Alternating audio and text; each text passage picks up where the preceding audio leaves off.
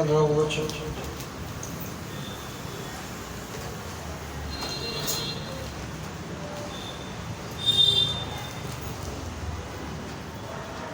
नीतिसूत्रे 25वा अध्याय 15 वचन. मराठी हिंदी असेल वाचू शकतो.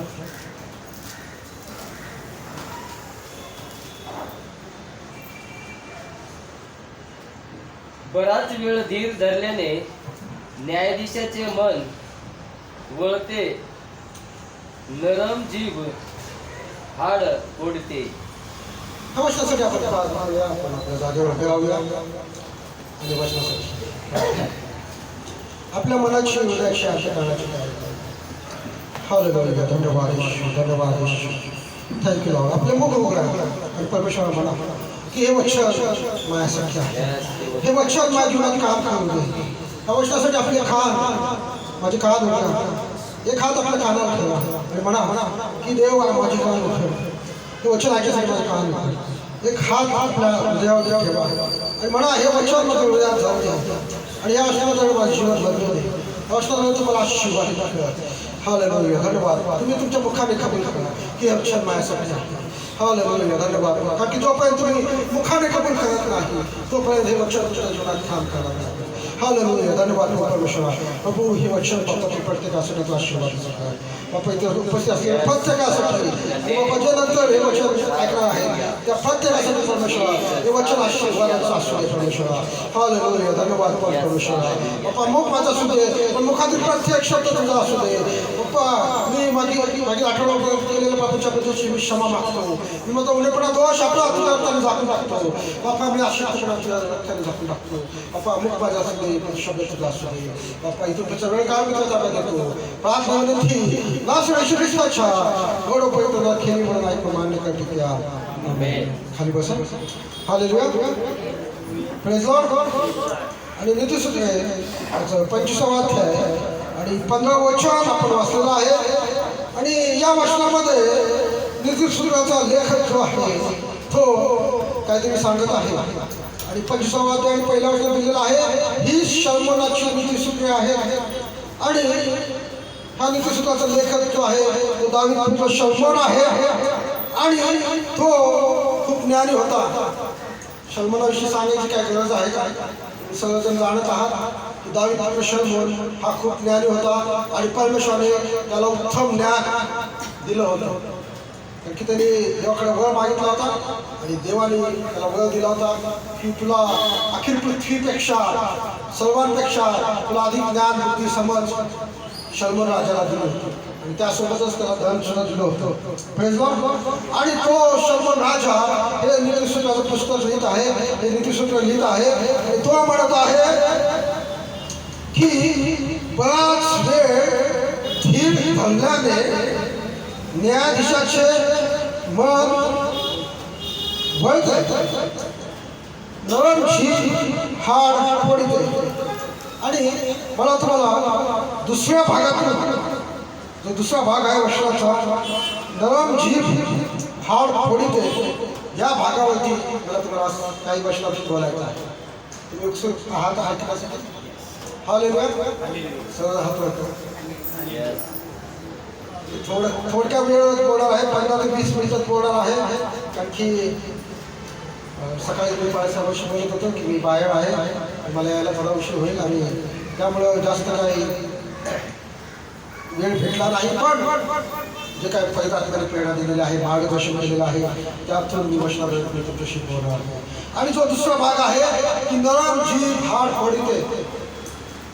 याच्या वचनाचा संदेशाचं हेडिंग जे आहे ते हेच आहे, नरम जीभ हाड फोडते. हालेलुया. मला जिभेविषयी बोलायचं नाही आहे पण जिभेचा एक जो गुण आहे त्याविषयी मला बोलायचं आहे. तुमची जीभ नरम आहे बघा. हात लावून बघा. Praise Lord. माझी पण जीभ नरम आहे. आमेन. कदाचित तुम्ही हात लावून बघा तुमची जीभ कडक असेल. Praise Lord. हालेलुया. आणि नरम जीभ काय म्हणत आहे? नरम जीभ हाड फोडते. हाड माहिती आहे का? आपल्या हातापायाच्या हाडांना हात लावून बघा. Praise Lord. ठीक आहे. सर्व नॉनव्हेज खाणारे आहेत हालेलुया. प्रेज ला. बाळासाहेबांना खूप आवडतं मला. आणि नळी खाल्ली आहे. नळी सगळ्यांनी खाल्ली. नळी नळी हाडाची नळी आणि ती किती टणक असते बरोबर. पण ह्या वचनामध्ये दिलेलं आहे नरम जीभ हाड फोडते. कसं शक्य आहे का शक्य ब्रदर? आहे का शक्य? नाही. पण देवाचं वचन सांगत आहे म्हणजे ते शक्य असणार. आमेन. हालेलुया. Praise Lord. अक्का खूप दिवसांनी आले. मला पाहून आनंद झाला की आम्ही तुमची आठवण काढत होतो. आणि नरम जीभ हाड फोडते. पण हे कसं शक्य आहे की नीतिसूत्राचं लेखक जर म्हणत असेल तर ते सत्य आहे की हे शल्मोन राजाने लिहिलेलं नीतिसूत्र आहे. हे देवाच्या वचनामध्ये आहे. बायबलमध्ये लिहिलेलं आहे आणि ते सत्य आहे. आता विचार करा. जीभ नरम असताना एवढं कडक हाड कसं काय फोडू शकते? त्यासाठी एक वचन वाचा. त्या वचनाला आपण पुढे जाऊया. नीतिसूत्राचं ह्याच्यातलं पुस्तकातलं ते वचन आहे. नीतिसूत्र याचं पुस्तक तेव्हाचा 15वा अध्याय पहिलं वचन. या वचनातून आपण पुढे जाऊया. नीती 15:1.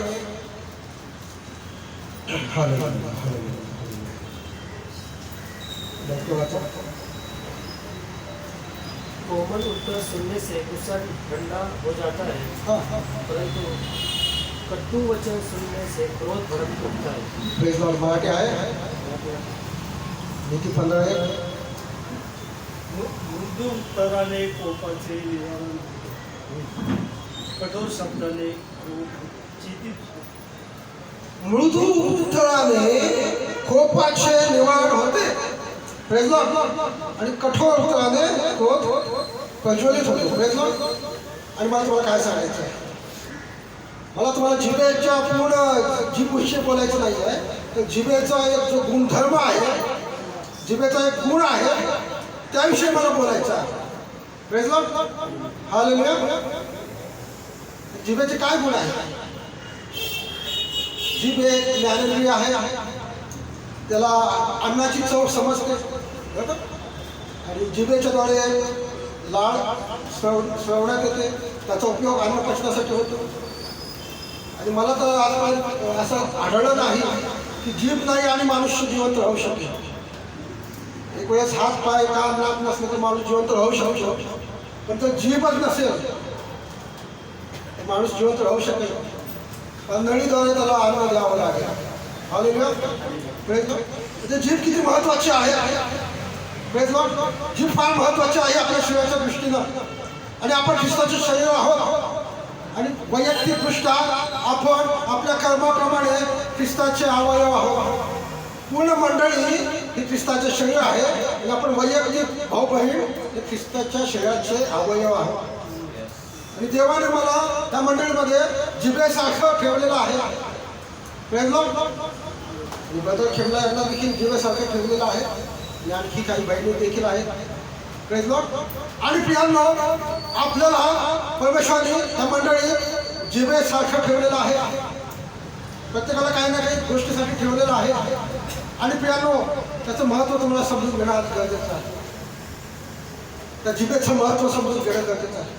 मला तुम्हाला फक्त जिभेच्या एकाच पॉईंटविषयी बोलायचं आहे. नरम जीभ, मृदू उत्तर, ह्याविषयी मला तुम्हाला बोलायचं आहे. जास्त काही मला जिभेविषयी बोलायचं नाही आहे. तर त्यासाठी आणखी एक वचन वाचूया. नीतिसूत्र 12वा अध्याय आणि 25वा वचन. नीती 12:25.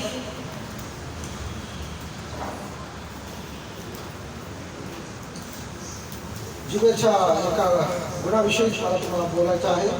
तो गुण फार महत्त्वाचा आहे. नीती 12:25.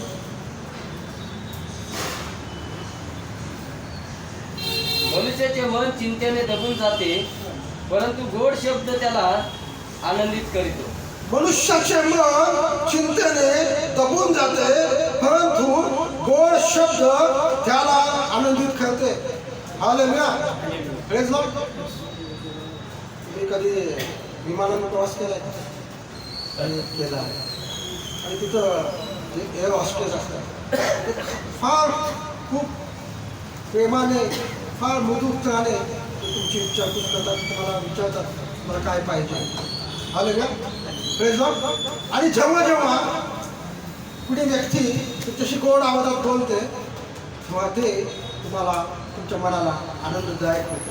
आलं का अनुभव घेतलाय का? घेतलाय का अनुभव? आणि मला तुम्हाला काय सांगायचं आहे, आपलं जे मूळ वचन आहे की 25वा अध्याय आणि 15व वचन जे आपण वाचलेलं आहे नीतिसूत्राच्या पुस्तकातील, त्यामध्ये ते म्हणत आहे, काय म्हणत आहे त्या वचनाकडे आपण पुन्हा येऊया. बराच वेळ धीर धरल्याने न्यायाधीशाचे मन वळते आणि नरम जीभ फार फळते. आणि इथं न्यायाधीशाचा उल्लेख आहे आणि न्यायाधीशाचा मनाचा उल्लेख आहे. न्यायाधीशाचं मन फार महत्त्वाचं आहे. जसं राजाचं मन महत्त्वाचं आहे तसंच न्यायाधीशाचं मन देखील महत्त्वाचं आहे. कारण की त्याच्या एका शब्दावरती तुम्हाला फासावर चढवायचं का निर्दोष सोडायचं हे त्याच्या शब्दावरती अवलंबून आहे, त्याच्या मनावरती अवलंबून आहे. आणि जर तुम्हाला जर न्यायाधीशाचं मन वळवायचं असेल तर तुम्हाला मृदू उत्तर देणं गरजेचं आहे, गोड शब्द वापरणं गरजेचं आहे, नरम जिभेचा उपयोग करणं गरजेचं आहे प्रियांनो. आणि लूकच्या पुस्तकात आपल्याला एक दाखला पाहायला मिळतो जो प्रभू श्री ख्रिस्ताने आपल्या शिष्याला सांगितलेला आहे. लूक 18वा अध्याय आणि त्यातील काही वचनं वाचूया. लूक 18वा अध्याय, त्याचं हेडिंग आहे अन्यायी न्यायाधीश. त्याचे 1 ते काही वचनं वाचूया आपण. लूक 18वा अध्याय 1 ते 5 वचनं वाचूया. त्याचं हेडिंग आहे अनीतिमान न्यायाधीश. लूक 18वा अध्याय 1 पासून काही वचन आपण वाचूया. फिर उसने इसके विषय में कि नित्य प्रार्थना करना और हियाव को न छोड़ना चाहिए. उनसे यह दृष्टांत कहा. किसी नगर में एक न्यायी रहता था जो ना परमेश्वर से डरता था और न किसी मनुष्य की परवाह करता था. उसी नगर में एक विधवा भी रहती थी जो उसके पास आकर कहती थी, मेरे न्याय चुका कर मुझे मुद्दाई से बचा. कुछ समय तक तो वह न माना, परंतु अंत में मन में विचार करके कहा, यद्यपि मैं ना परमेश्वर से डरता और ना मनुष्य की कुछ परवाह करता हूँ, तो भी यह विधवा मुझे सताती रहती है. इसीलिए मैं उसका न्याय चुकाऊंगा. कहीं ऐसा ना हो कि घड़ी घड़ी आकर अंत को मेरी नाक में दम करे. प्रभु ने कहा, सुनो, यह अधर्मी न्यायी क्या कहता है. इसीलिए क्या परमेश्वर अपने चुने हुओं को न्याय ना चुकाएगा जो रात दिन उसकी गवाही देते रहते हैं. क्या वह उनके विषय में देर करेगा? मैं तुमसे कहता हूँ वह तुरंत उनका न्याय चुकाएगा. तो भी मनुष्य का पुत्र जब आएगा तो क्या वह पृथ्वी पर विश्वास पाएगा. धन्यवाद बघा. आणि इथं लूक 18व्या अध्यायामध्ये आपण जर काही वचनं वाचली तर ह्याचं हेडिंगच आहे अनीतिमान न्यायाधीश. तो जगातला न्यायाधीश आहे, तो अनीतिमान आहे, तो दुष्ट आहे, तो देवाचं भय धरणार नाही आहे, तो फार सफल हृदयाचा आहे. पण त्याच्याजवळ एक विधवा येत आहे आणि ती वारंवार येत आहे आणि ती विधवा आपल्या गावाला त्या न्यायाधीशाकडे सांगत आहे. Hallelujah, praise Lord. आणि त्या न्यायाधीशाकडे हक्क आहे, अधिकार आहे त्या विधवेचा न्याय करायचा, त्या विधवेला न्याय मिळवून द्यायचा हक्क अधिकार त्या न्यायाधीशाला आहे. आणि जरी तो परमेश्वराचे भय मानत नाही, जरी त्याच्या मनात त्या विधवेविषयी काही नव्हतं, तरी देखील ती विधवा वारंवार येऊन त्याच्याकडे दयामाया करते, प्रार्थना करते की माझी दाद घ्या, मला न्याय द्या. तेव्हा तो अनीतिमान न्यायाधीश त्याचं मन जे कठोर असतं त्याचं मन बदलतं प्रियाला. हालेलुया. कशामुळं मन बदललं? त्या अनीतिमान न्यायाधीशाचं मन कशामुळं बदललं? त्या विधवेच्या आग्रहामुळं, त्या विधवेच्या प्रार्थनेमुळं. आणि प्रियांनो, आपला प्रभू श्री ख्रिस्त थर राजाचा राजा व प्रभूंचा प्रभू आहे. तो जगाचा न्याय निवाडा करण्यास तो येणार आहे. तो प्रकटी 22वा अध्याय 11 आणि 12 वचनामध्ये तुम्ही पाहू शकता. पहा मी लवकर येतो आणि ज्याच्या त्याच्या कर्माप्रमाणे देण्यास मजजवळ वेतन आहे. आणि तो न्यायाधीश आहे, तो जगाचा न्याय निवाडा करण्यास येणार आहे. आणि तुम्ही आम्ही त्याचे त्याच्यावर विश्वास ठेवणारे आहोत. आणि जेव्हा आपण त्याच्याजवळ प्रार्थना करू, त्याच्याजवळ आग्रहाची प्रार्थना करू, तेव्हा तो आपला न्याय करणार नाही का? हालेलुया. तो आपल्याला असंच मारायला सोडून देईल का? जर अनितिमान न्यायाधीशाचं मन जर त्या विधवेच्या, विधवाच आहे ना ती विधवाच आहे, त्या विधवेच्या प्रार्थनेमुळे, त्या विधवेच्या विनंतीमुळे जर अनितिमान न्यायाधीशाचं मन बदलू शकतं, तर आपला प्रभू श्री ख्रिस्त तर दयेचा सागर आहे, कृपेचा सागर आहे, तो प्रेमळ आहे. आताच बाळासाहेबांनी वचन सांगितलं लोहार 14:3 तो आपल्यासाठी जागा तयार करत आहे. म्हणजे काय? तो आपल्यासाठी मध्यस्थी करत आहे आणि तो आपल्याला घेऊन तिथं जाणार आहे आणि तो न्यायाच्या दिवशी तो येणार आहे आणि प्रत्येकाचा न्याय निवाडा करणार आहे. पण मला तुम्हाला सांगतो, त्यासाठी तुम्ही तयार आहात? त्यासाठी तुम्ही तयार आहात का? तुम्ही आत्मिक जीवनात तयार आहात का? तुमच्या वैयक्तिक जीवनात तुम्ही तयार आहात का? Praise Lord. हालेलुया. त्या विधवेने काय केलं? अशक्यप्राय गोष्ट तिने शक्य करून दाखवली. आणि आपल्याला तर देवाची वचनं आहेत, देवाने आपल्याला वचनं दिलेली आहेत, अनमोल वचनं दिलेली आहेत. आणि आणखी एक वचन वाचूया, पहिल्या शमूएल 25वा अध्याय 24 ते 33 वचन आपण वाचूया. पहिले शमूएल 25वा अध्याय.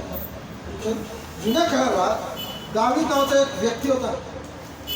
तो यहुद्यांचा राजा होता, फार यशस्वी राजा होता आणि त्याच्या जीवनातील ही घटना आहे. आणि दावीद राजा जेव्हा शौलापासून पळून गेला होता आणि तो रानात राहत होता, तेव्हा त्यांनी मिळालं असं वचन तर आपण पहिले शमूएल 25वा अध्याय आणि त्याचं 24 ते 33 वचन. आणि जेव्हा दावीद फिर वह उसके पाँव पर गिर कर कहने लगी, हे मेरे प्रभु, यह अपराध मेरे ही सिर पर हो. तेरी दासी तुझसे कुछ कहना चाहती है और तू अपनी दासी की बात को सुन ले. मेरा प्रभु उस दुष्ट नबाल पर चित्त न लगाए, क्योंकि जैसा उसका नाम है वैसे ही वह आप है. उसका नाम तो नाबाल है और सचमुच उसमें मूर्खता पाई जाती है, परंतु मुझे तेरी दासी ने अपने प्रभु के जवानों को जिन्हें तूने भेजा था ना देखा था. और अब हे मेरे प्रभु यहोवा के जीवन की शपथ और तेरे जीवन की भी शपथ कि यहोवा ने जो तुझे खून से और अपने हाथ के द्वारा अपना बदला लेने से रोका रखा है, इसीलिए अब तेरे शत्रु और तेरे प्रभु की हानि के चाहने वाले नबाल ही के समान धरे. और अब यह भेंट जो तेरी दासी अपने प्रभु के पास लाई है, उन जवानों को दे दी जाए जो मेरे प्रभु के साथ चलते हैं. अपनी दासी का अपराध क्षमा कर, क्योंकि यहोवा निश्चय मेरे प्रभु का घर बसाएगा और स्थिर करेगा.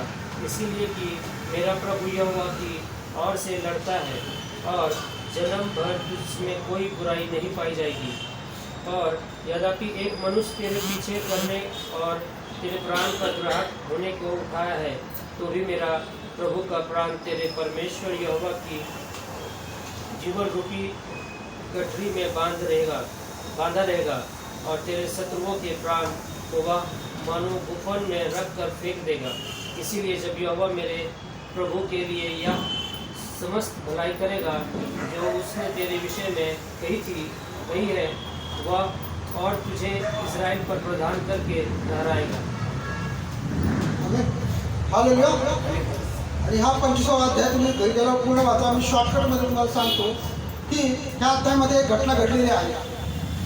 दावीद हा जेव्हा रानावनात फिरत होता, तेव्हा त्याने नाबाल नावाच्या एका व्यक्तीकडे, तो जो मेंढरे राखणार होता आणि फार श्रीमंत होता, त्याच्याकडे 3000 मेंढरे होते आणि 1000 बकरे होते. 25वा अध्याय 3ऱ्या वर्षामध्ये आपल्याला बाहेर होतं. आणि तो एका गावामध्ये तो त्याचे लोकर कापत होता. आणि दावीदाला ही जेव्हा बातमी कळाली, तेव्हा त्याने आपले सेवक पाठवले आणि त्या नाबालाला सांगितलं की आम्ही तुझे भाऊबंद आहोत, आम्ही तुझे रक्षक आहोत, आम्ही तुझी रक्षा करत आहोत, तुमच्या मेंढराची रक्षा करत आहोत, आम्ही तुला काय हानी केली नाही, तर आमच्या दासांसाठी काहीतरी तुझ्या हाताने काय असेल ते दे. तू फार श्रीमंत आहे, तुझ्याविषयी मी ऐकलेलं आहे. पण त्यांनी काय केलेलं आहे, त्यांनी फार कठोर शब्दात त्या दासांना वापस पाठवलेलं आहे. बरोबर, फार कठोर शब्दात त्या दासाला वापस पाठवलेलं आहे. आणि जेव्हा ते दास येऊन दाविदाकडे जाऊन सांगतात की आम्ही नाबालाकडे गेलो होतो या सांगण्याप्रमाणे, आणि त्या नाबालाला आम्ही विनंती केली की दाविदाने आम्हाला पाठवलेलं आहे आणि आम्हाला काहीतरी तुम्ही मदत द्या, तुम्ही जे काय तुमच्याकडे जे काय आहे त्यातलं थोडंफार आम्हाला द्या. पण त्याने आम्हाला कठोर शब्दात तिथलं घालून दिलं, आम्हाला शिवाशाप घेऊन तिथलं घालून दिलं. आणि त्यांनी काय बोलला होता त्याचा शब्द तुम्हाला पाहिजे असेल तर दहाव्या तुम्हाला पाहायला मिळतात की आपल्या घराला सोडून अनेक जण जातात, वैशाचा पुत्र कोण, त्याला मी का द्यावं, म्हणजे तो आपल्या घराला सोडून पळून गेलेला आहे वगैरे वगैरे. त्यांनी बऱ्याचशा गोष्टी त्या दासांना उद्देशून दाविदाला उद्देशून बोलल्या कठोर शब्दाने.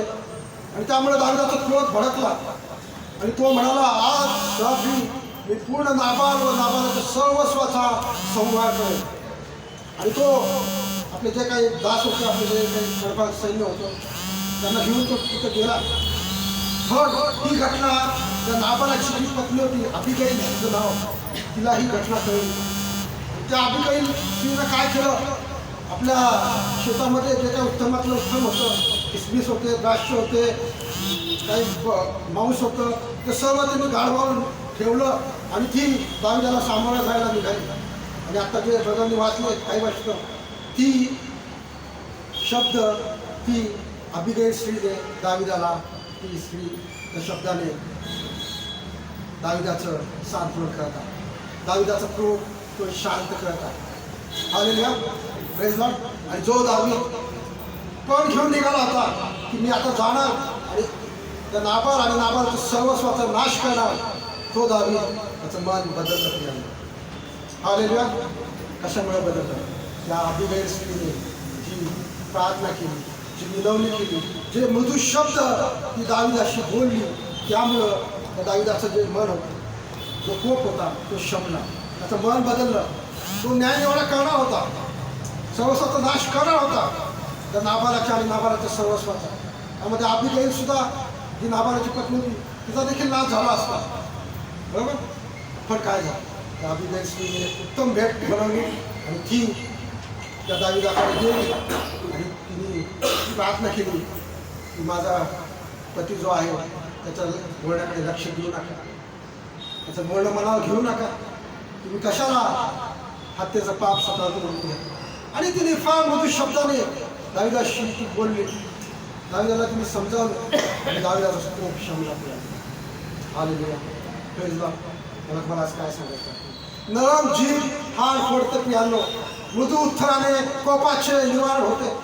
आणि दाविदाचा कोप त्या अबिगैल स्त्रीच्या विनवणीमुळे, प्रार्थनेमुळे किंवा तिच्या त्या मृदू उत्तराने त्या दाविदाचा कोप शमला. आणि जे संकट सर्व घराण्यावरती आलं होतं त्या संकटापासून तिच्या घराण्याचा बचाव झाला. आणि मला तुम्हाला काय सांगायचं आहे की मृदू उत्तराने कोपाचे निवारण होते, नरम जीभ हाड फोडतो पियानो. आणि आणखी एक वचन वाचूया आपण, कलेसे का असतात 4 अध्याय 5 आणि 6 वचन वाचूया. 1-2 वचन वाचून आपण समाप्तीकडे जात आहोत. कलेसे 4 अध्याय 5 आणि 6 वचन.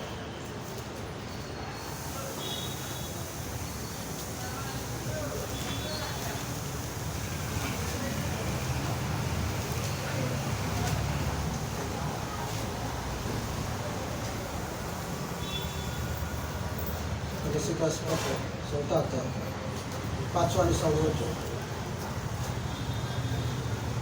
अवसर को बहुमूल्य समझकर बाहर वाले के साथ बुद्धिमानी से व्यवहार करो. तुम्हारा वचन सदा अनुग्रह सहित और सलोन हो कि तुम्हें हर मनुष्य को उचित रीति से उत्तर देने आ जाए. Praise Lord.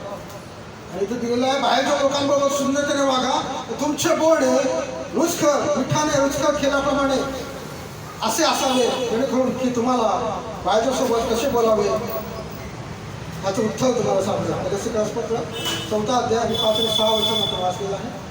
आणि प्रियांना मला तुम्हाला काय सांगायचं आहे त्या देवाची गोष्ट की नरम जीभ फार पडते प्रियांना, आणि जे तुमची जीभ आहे ती फार बहुमूल्य अवयव आहे तुमच्या शरीरात.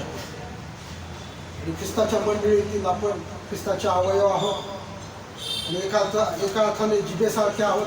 आणि आपण प्रत्येक जण देवाची भक्ती आराधना करतो, देवाची प्रार्थना करतो, बरोबर, देवाची स्तुती करतो, देवाची साक्ष देतो, देवाची सौगात सांगतो आणि जिभेद्वारे आपण ह्या सर्व गोष्टी करतो.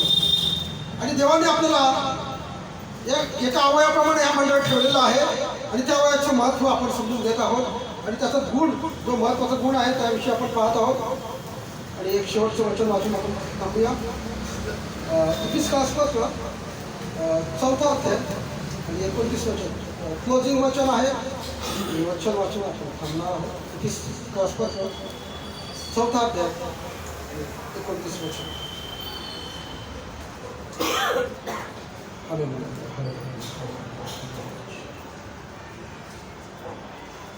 इफिसकासपत्र 4 अध्याय 29 वचन. तुमच्या मुखातून कसलेच कुचके भाषण न निघो, पण गरजेप्रमाणे उन्नती करतात तेच मात्र आमेन. यासाठी की जेणेकरून ऐकणाऱ्यांना उपदान प्राप्त. ह्या वचनामध्ये तुमच्या मुखातून कसले कुचके भाषण ना निघो, तर गरजेप्रमाणे आत्मिक उन्नतीसाठी, आध्यात्मिक उन्नतीसाठी जे योग्य तेच तुमच्या मुखातून निघलं पाहिजे. आपण कुणालाही दोष देऊ नये, आपण कुणालाही शिवाशाप देऊ नये, आपण कुणाबद्दलही व्यर्थ शब्द बोलू नये प्रियांनो. कारण की जे व्यर्थ शब्द तुम्ही बोलचाल त्या प्रत्येक शब्दाचा हिशोब तुम्हाला येणाऱ्या दिवसात द्यावा लागेल. Hallelujah, praise Lord.